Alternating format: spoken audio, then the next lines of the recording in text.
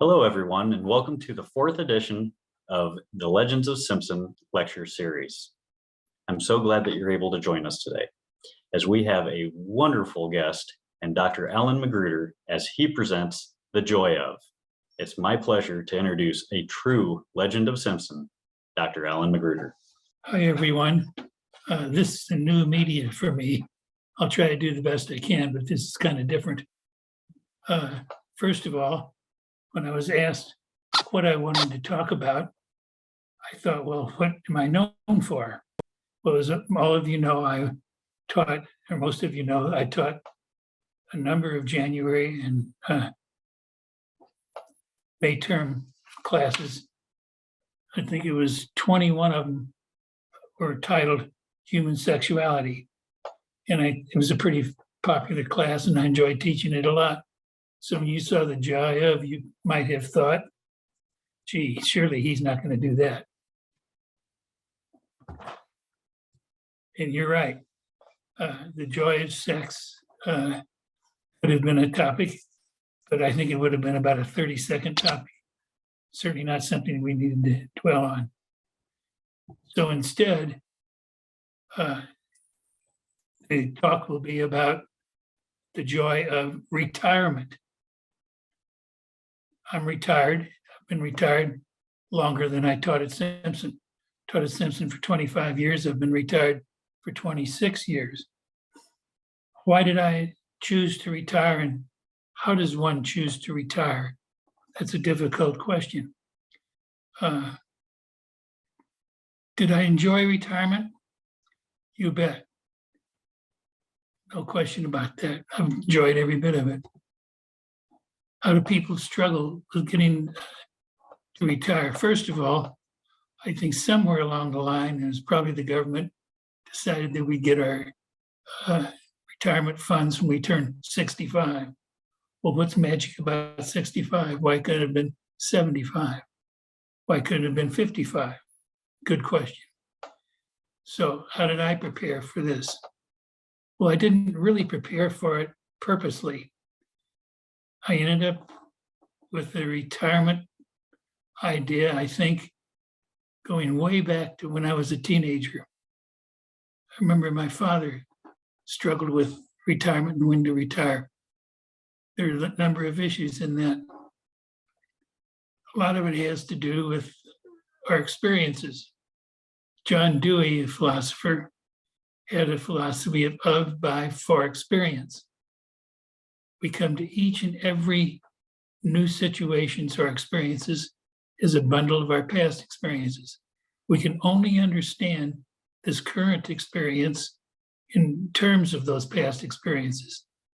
Once we've experienced this current experience, it becomes part of our past experiences. And so we're doing this for the next time we need to make decisions. I think that's very important. In my case, I had a number of past experiences. But those experiences brought me to my different hobbies. And they had a lot to do with my timing of my retirement. Photography was one of them. This is a picture of dancers in Cuba. My arm was on the stage watching them dance. These are pictures, photography. This the retirement was the hobby. This is from our field, and this is if down in the front of this, you'll see on the ground, that's a target, and the balloons are coming over our field, dropping their flags on that. And the picture to my bottom right and your bottom right, I assume, has to do with a trip we had in France. We were on a canal and operating the boat ourselves. More photography. This is Patagonia. It was cold there in Patagonia. More pictures. The bottom left is in Florida.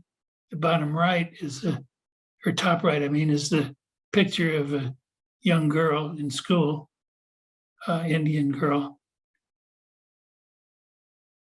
they do have a class system in India. They'll tell you they don't.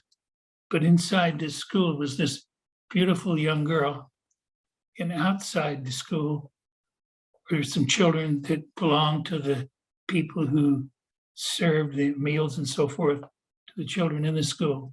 And they didn't look like this girl at all. So it's a lot of learning you get with photography.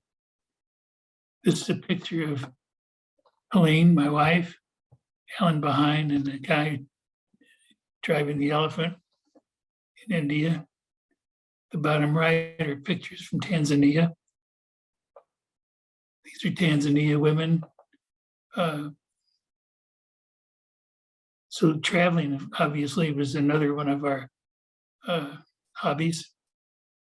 This is pictures of women carrying bamboo in Rajasthan, right next to Pakistan. These are pictures from India, bottom left, top right, Ireland. And so another hobby was woodworking. I have a big woodworking shop. And one of my fears when I retired was that I would not know what to do with myself. And I thought over and over again, well, I could always do some woodworking. I will like doing that. But then that involves a cost. You have to have the equipment. I was afraid that if I were to buy the equipment and then not use it, it would be a waste. Well, it didn't turn out that way. I did buy the equipment and I work in my shop almost every day. This is a table that is made out of walnut off of our farm. The left is a jewelry chest I made for Helene. It's made out of cherry wood. The one with a lamp on it is an end table that matches the coffee table, and the other one is another end table. All of those are made out of the walnut with live edge. I make end grain cutting boards. The bottom left is a butterfly pattern. The one at the right are two different kinds of patterns. And I don't know if end grain means it's like a chopping block, a butcher's block. You turn the wood up on edge and that's the end grain. Here I am in my shop. You make panels like the bottom left, and those get cut and turned up on edge.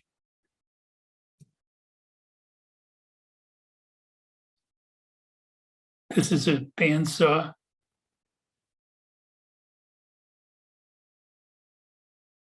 You'll notice I still have all my fingers.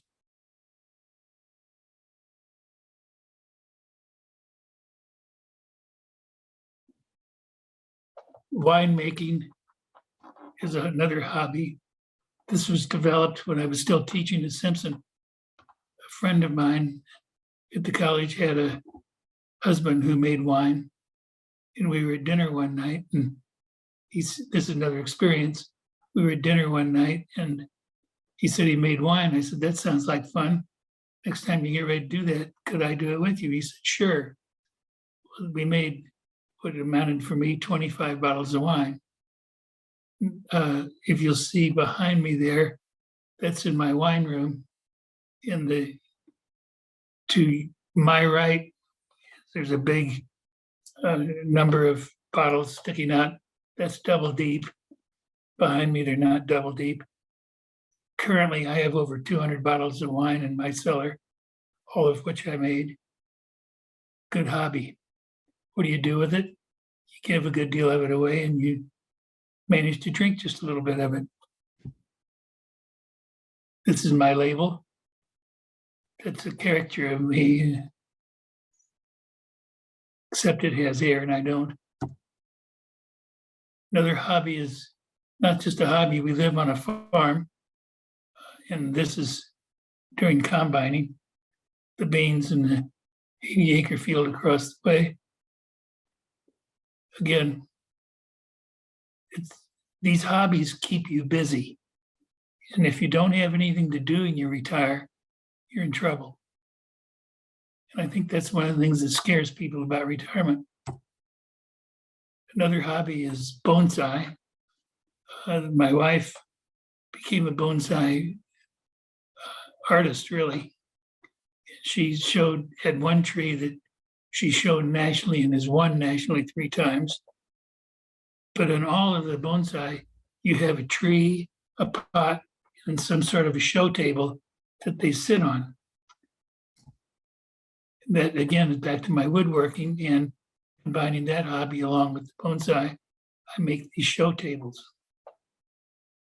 Each table has to match the pot and the tree and show off the pot and the tree without distracting from it. So there's a lot to learn in that. This is Suseki and Geyser. The Suseki is a stone to your left there, and to the right is the Geyser, is what it sits in. See it better here.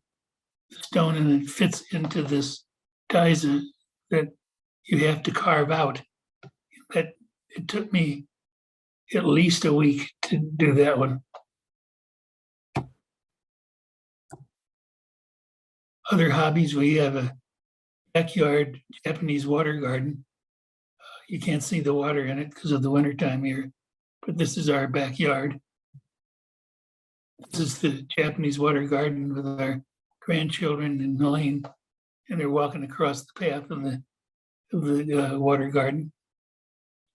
The building in the back there is a meditation house that a friend of mine and I built after having been to Japan. We saw how they built them there, came home and did it.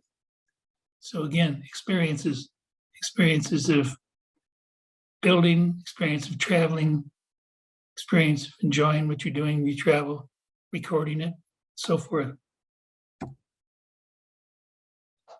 There are other hobbies. I worked at the botanical garden, been on the board at the YMCA, I'm currently on the board of the Hawaiian Symphony. There are things that one needs to do to keep both their mind busy and their health, their physical being in good shape. Before I retired, I had to think about all those things. And it was kind of simple. I was on sabbatical leave and came home from that sabbatical leave, and there was a letter waiting for me from Simpson. Simpson was putting into a phased-out retirement program. You could teach half-time, get half pay, and full benefits. They didn't define that. And so Bruce Deegan and his wife, Pat, were here having dinner one night, and Bruce said, "Have you thought about that?" And I said, "Not really. I think I'm going to stay until I'm, quote, 65. And he said, "Well, let's talk about that." So we did, and realized that they hadn't defined half-time very well. So we defined it for them. We took a full semester off, taught one semester, and then got half pay, but we couldn't do any of the other things because of our rules at Simpson. So all we did was come teach our classes for one semester, and then we're gone for the rest of the year. That was a phased-out retirement program. Worked out quite well for us. Experiences that you might find kind of interesting. I was not a good student in high school or elementary school. I was a very poor student. I think there were some reasons for that that had to do with my maturity and so forth. And in the senior year, Miss Abbott, who was our guidance counselor, called me in for a visit and said, she was from the South. She says, "Alan Magruder, whatever you do, don't plan on going to college." Well, that's exactly what I had planned on doing. So I did go to college, and she was right. I did not do well because my attitude didn't change. And I came home for spring break, and there was a letter waiting for me, a very important letter from the Selective Service, saying I need to come down during spring break and do a physical exam for induction. I thought, oh, okay, I guess I'll do that. So I did. And then I came home after that, having graduated barely from the junior college. Got home, and there's another letter waiting for me telling me when I was to report. So I did. And I entered a new experience, a very important experience. It was an experience where I moved from being an irresponsible, quite frankly, immature person to a man. I went into service. I did well in the service. I got ranked quickly, had people working for me, responsible for a lot of things. And I realized I could do something. I'd never realized that before. And so when I got out of the service, I decided I'd go back to school, which I did. In order to do that, I had to teach during the day, which meant I went to school at night. Went to school 4 nights a week. 5th night was Army Reserve meetings, and taught during the day in a private elementary school while driving a school bus for that school. I didn't intend to be a teacher, but I liked it. So I decided that's what I would do for my life, and changed my major from architect school to education and math, which is what I taught in the public schools. There are other interesting experiences. Not too long after I got out of the Army, my mother and father went to a cocktail party. And it turns out for me, cocktail parties were very important, because my mother came back from the cocktail party and said, "Alan, I found just the girl for you." I said, "Sure, Mom, we've done this before. We're not going to do it again."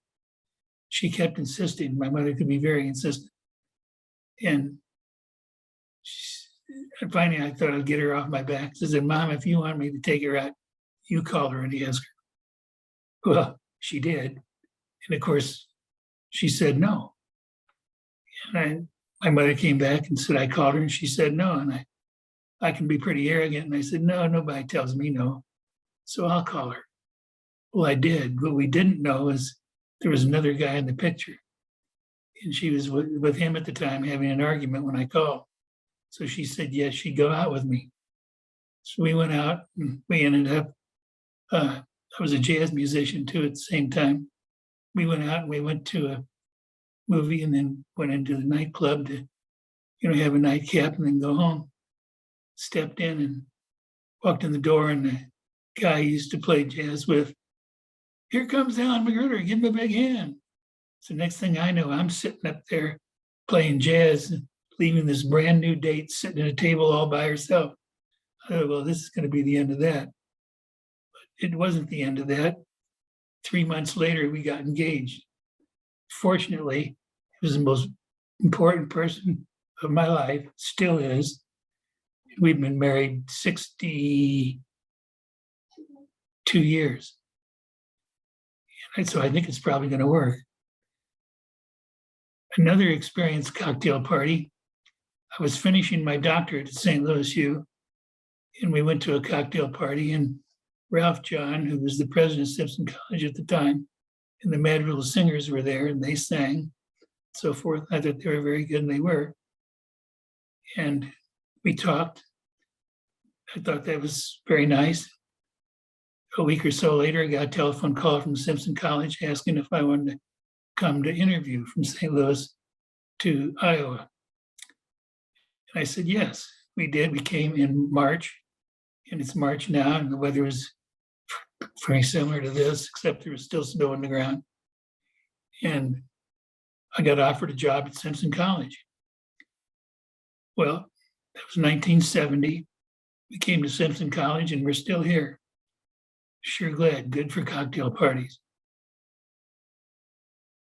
When Bruce Deegan and I were talking, trying to figure out whether to retire, I got to thinking about all these experiences and about the different things I enjoyed doing. And I realized that my hobbies were getting in the way of my work. So I had to make a choice. I made the choice to go with my hobbies. I've not been sorry.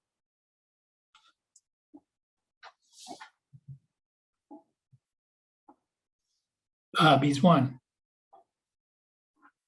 Now, Dr. Magruder, in conversation that we have had, you mentioned one thing that helped you make that move to retirement was knowing that you had left a legacy or made your mark and touched people's lives. Can you talk about some of those experiences? Sure. When I got ready to do this talk, it occurred to me, I don't know if you remember this, those of you that were in my classes, but the very first day of class, I used to go in and write my name down in big letters, and then my telephone number at home, my telephone number at my office, and so forth. A number of you did use those telephone numbers, and I got to know you better. What I really wanted to do as a teacher was to have some impact on other people's lives that would be positive. And that's what I meant to be doing. I was very fortunate with one of the students in the human relations course I was teaching about chemical dependence. And he came to me and said he had some difficulty with his father, and would I help him? Tom Muhlenbrook is his name, Dr. Tom Muhlenbrook. He's a principal in Ankeny, principal of an elementary school. Tom came to me and we talked about that a lot. He wanted to know what would I do about that if it were my problem. And I said, well, some things can be done or interventions. And he said, what's an intervention? And I explained that to him. We talked about that quite a bit. And this very brave junior in college went home and pulled an intervention on his father with the rest of the family. His father became sober, never had another drink, lived another 30 years before he died. That made me feel pretty good. Those are the kind of things that I really wanted to be able to do. And fortunately, I was able to. Is that what you had in mind, Andy? Exactly. Well, thank you so much for your presentation, and we'll go into the question and answer now. So if you do have questions, you can pose those at the bottom of the screen with that Q&A button. And looks like we have hello, Dr. M, I love you, from one of our professors. Eddie, how you doing? I hope you're doing well. All right, so if you have those questions, make sure to just type those in. I will ask one question as we're waiting for people to type those. And that question is, how do you know that you're ready to retire? Do you have that feeling? Were you sure that it was time, or was it still a question? Yeah, that was a very interesting question. Some of you know that my wife and I are both cancer survivors, and at one point we lost our son. Those things had quite an impact on me. And I realized that in terms of retirement, do I take advantages of my opportunities while I've got them? Or do I just let them go by? And I decided that it was important to take advantage of them. And Helene and I have been fortunate to travel all over the world quite a bit. And that's because we retired. Do you still do Tai Chi? No, I don't do Tai Chi anymore. I enjoyed Tai Chi when we were doing it, but it kind of changed the way I perceived it. And so I didn't continue with it. Jackie Crawford, that's you. I was there when we hired Jackie and was part of the committee to hire. She was one of our students, and a very, very good one. And fortunately, we've had her at the college. And she says, hi, Alan and Patty, I love you both. Mhm. All right, and we have a question that's come in. Your retired life sounds amazing. I'm looking forward to doing similar things in my own retirement soon, but not soon enough. When you did your traveling, did you travel on your own or in groups? And if in groups, do you have a favorite travel organization? We traveled some of it alone. We traveled with another couple in France on the canals where we ran the boats ourselves. That was quite an experience, a wonderful experience, I might add. We did travel with a group called Vantage, and they're the river boats in Europe. Very well, very, very well done. Our first trip was to Italy. That was with Smithsonian. Who Lane? Smithsonian. Smithsonian. It was incredibly good and got us into some of those kind of things. We did a Renaissance trip. Renaissance was a ship, a very nice ship, and they had other things that they did. They went broke. I guess we took too much and didn't give enough back. But it was a lot of our trips were done with groups like that. And I will put in a plug for the Simpson alumni travel programs that we take every other year. Those were revamped in 2015 when Carl Pullen and his wife Norma approached us about taking alumni on tours. And so we currently every other year take an alumni group as well. We'll be leaving for Spain and Portugal in May, and we still have spots open. So if you're interested, send an email to andy.english@simpson.edu. We'd love to have you travel along. And those actually are trips that go through a travel company called Globus. But we actually go along with you with that as well. Another question here, or actually a comment, says, I truly appreciated all of your guidance and help in college. Thank you. I traveled and taught in Guatemala and in Kuwait. And And I would give an answer to that. Good for you. then Jackie says, I think younger people need to know how important it is to start planning for retirement by putting a lot of money into retirement early on. What's your thought on that? It's certainly nice to have some money to live on when you retire. Elaine and I got very fortunate and inherited a little bit of money, enough to keep us going. And that's certainly been helpful. But yes, you do need to plan very carefully and not spend that money on things that you shouldn't spend them on until it's time. I enjoyed your presentation and learning more about your hobbies. Your retirement sounds amazing. Love seeing all your pictures. Reminds me I need to get out and see more of the world. Well, thank you. Believe me, it's well worth it. All these thoughts and things and the memories don't go away. You get to keep them forever. It's worth doing. I will say thank you very much, Dr. Magruder, for being part of this lecture series. And we are honored to have you as part of Simpson College's legacy. And as I mentioned before, you truly are a Simpson legend. I hope everyone has a great day. Thank you. I appreciate that. I don't feel like a legend. I feel like a retired faculty member. Thank you for your help, Andy. You're welcome. Have a great day, everyone. Bye-bye.